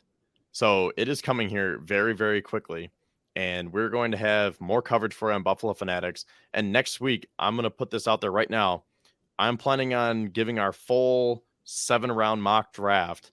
So, Bryce, I'll tell you right now, if you want to start making your mock drafts, I know I'm definitely going to do mine. And we're going to try to get them up on here for next week's show. Because after that, that's pretty much it, because we'll have next week's show, and then Thursday's the draft, and then obviously Friday and Saturday, and then we will be the first show on Buffalo Fanatics unless we do a live reaction. But following the draft on that Sunday, the 30th, we're going to be the first show that can really break down the full draft and what the Bills do and how Brandon Beane operates this year. So the next 2 weeks are going to be very, very interesting, to say the least. Yeah, I'm excited for it. This is the first year in a little while that you don't know the exact position Buffalo's going to take first round. Last year, everyone knew cornerback, even Chiefs. That's why they traded up for Trent McDuffie.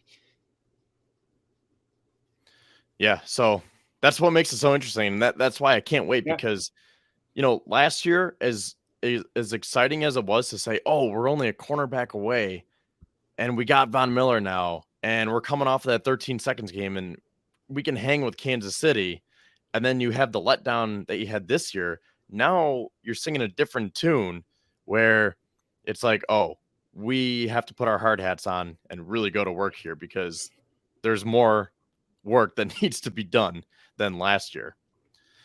So, that will do it for tonight's show. Thank you again, Bryce, for coming on with me. Another shout out to Jeff for coming on and for sponsoring the show with Sons of Erie, as you can see in the top right corner there.